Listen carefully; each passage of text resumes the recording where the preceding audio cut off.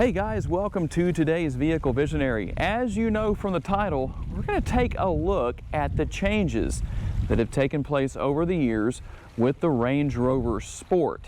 And this particular model, if you are a keen-eyed observer, you probably already know this.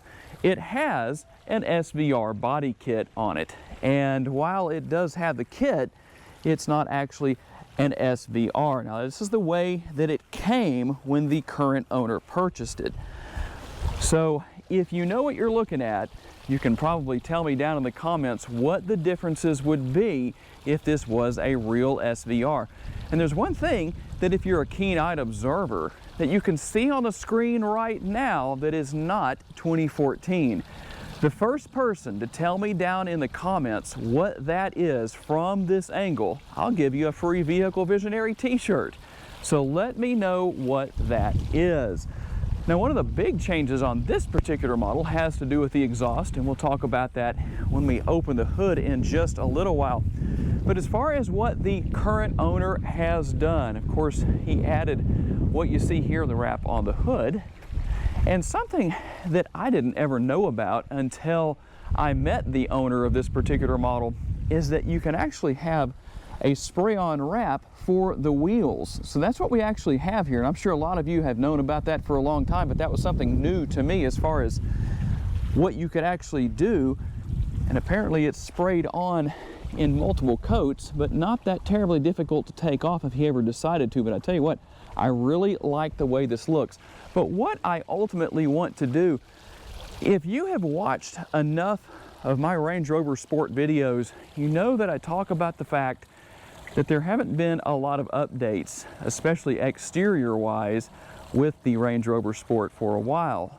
But the updates have come to the interior, and that is what has kept this model relevant for quite a few years. In fact, continues to be a popular seller. They have a hard time keeping them in stock at Land Rover of Shreveport. Now, one thing that is different between what you normally see on my YouTube channel with the 2020 and 2021 models is that there is a little bit of a horsepower difference, although probably not noticeable. But here we have 510 horsepower compared to 518. Now, one thing I am going to do is do a quick exhaust clip for you so you can hear the difference between the sound coming from this particular model and what you would hear from basically a stock Rover that you could buy at the dealership. You can't really see anything back here because this is not where the real changes have taken place.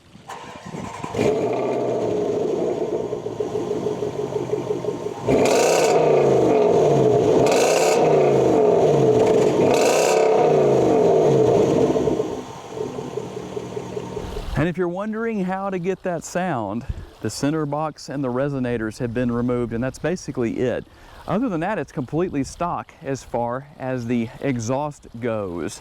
And if you're wondering what the remote looked like in 2014, really not much different than what we have for 2020 or 2021, but there you go, just so you can see. And just in the interest of fair reporting, I will put the cargo numbers on the screen. We won't spend a lot of time back here, but just kind of show you around what you have as far as the cargo space goes. And yeah, you can lower those rear seats if you want to maximize cargo space. Not that that's a big thought to Range Rover Sport owners, but if you want to haul some stuff around, well, you do have a decent amount of space to do so.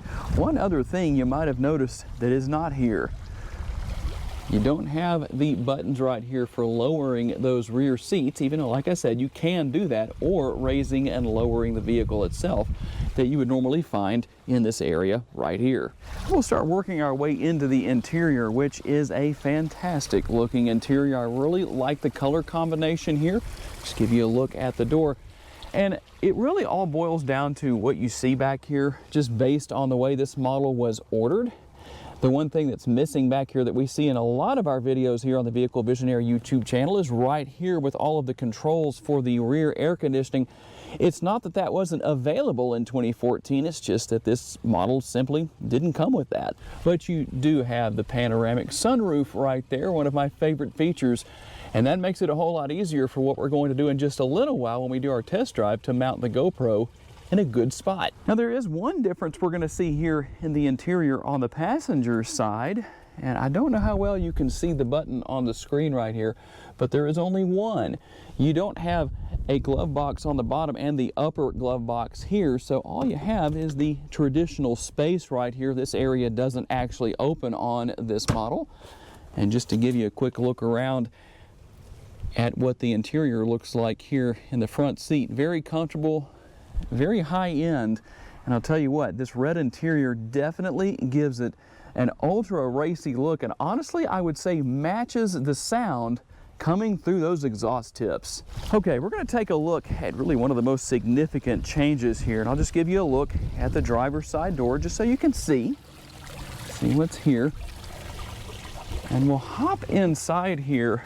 I'll show you a couple of things here. First of all, I'm going to show you what's down there on the odometer, and I hope you can see that.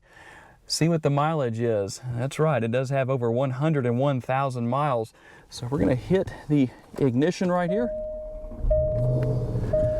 And here is an area where there have definitely been some noticeable changes. This area with the screen, of course, has changed. You can't change the position of this screen the way you can in the modern day Rovers, and you also don't have the lower screen down here. Now I'm curious to know, for those of you who are enthusiasts of the Range Rover Sport, do you like having the controls for the air conditioning down here instead of having to use the screen? Do you like just being able to reach down and change the fan speed, change the temperature by just turning a knob? That's something I'm curious to know about. And here's a quick look at what we have with the shifter. Pretty much the same thing. You still have your mode selector right here, and if you want to, you can push that down and let it select on its own. And a look at the cup holders, and also, even though it doesn't have it, you could get a refrigerated console if you wanted to, but this particular model doesn't have that. But just to show you what's here, and one thing, I was talking about this with the owner, keep in mind as we look around the interior, 101,000+ miles, the interior has not been updated, no reupholstery done or anything like that. This is all original. It has worn extremely well, pretty much looks brand new. But the main thing I know I have wanted to do is get this model out on the road, especially with that throaty exhaust. So let's do that and see how it drives. All right guys, here's what I've really been waiting to do. Let's just step on it just a little bit. I got the owner in the passenger seat, so I better be good.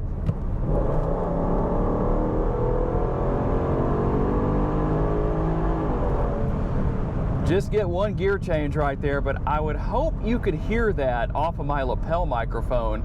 I'll tell you what, I am impressed with the sound. Now, we were just talking about the interior, and the owner, going on 2 years of ownership with this model, has not touched the interior. You've done nothing, correct? Nothing. No upgrades, no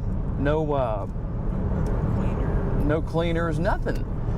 So that's one of the things, a lot of people talk about, the problems you have with a Land Rover because it's this many years old.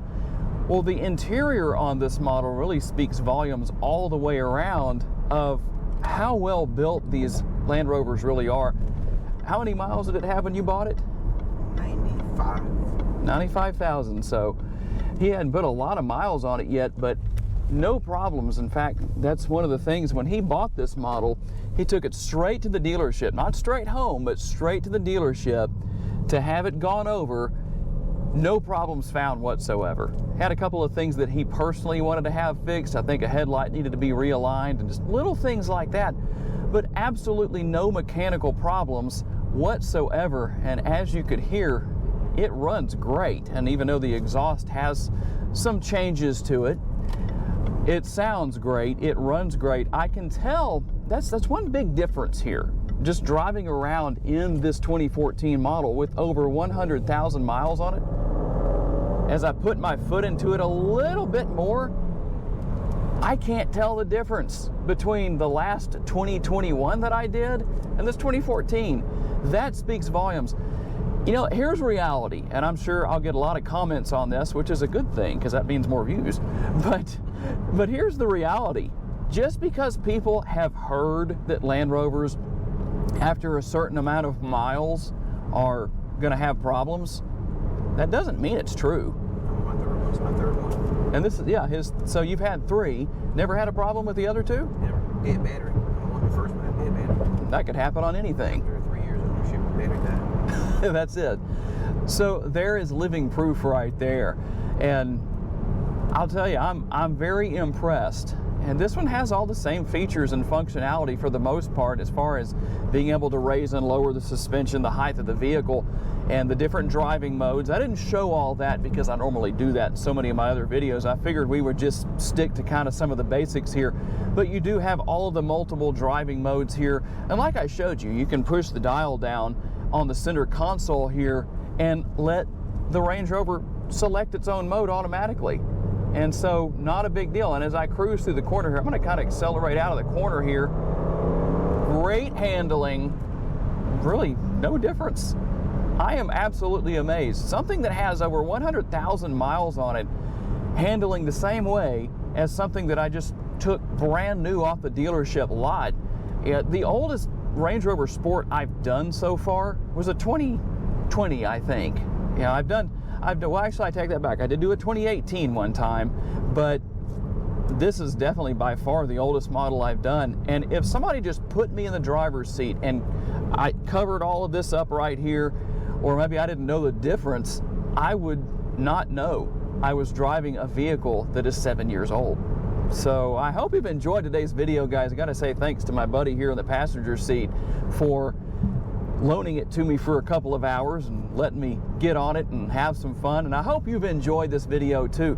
Tell me about your Range Rover stories, whether they're positive or negative. I would imagine they're positive for the most part. I know vehicles can have problems, but it just seems that based on what I've heard from my buddy right here in the passenger seat, who's owned 3 of these, they're mechanically sound. And yeah, obviously a lot of that's going to have something to do with how well you maintain the vehicle, how often you step on it. That's one of the challenges for me, is I tend to like to get into it a lot, but just have to be kind of careful about that. But even just cruising down the road, not really pushing it hard, boy, does it sound good. Anyway, enough rambling, guys. I really appreciate your time and look forward to seeing you in my next video. And thanks for giving me the opportunity to give you a vision for your next vehicle. Have a great day. Bye-bye.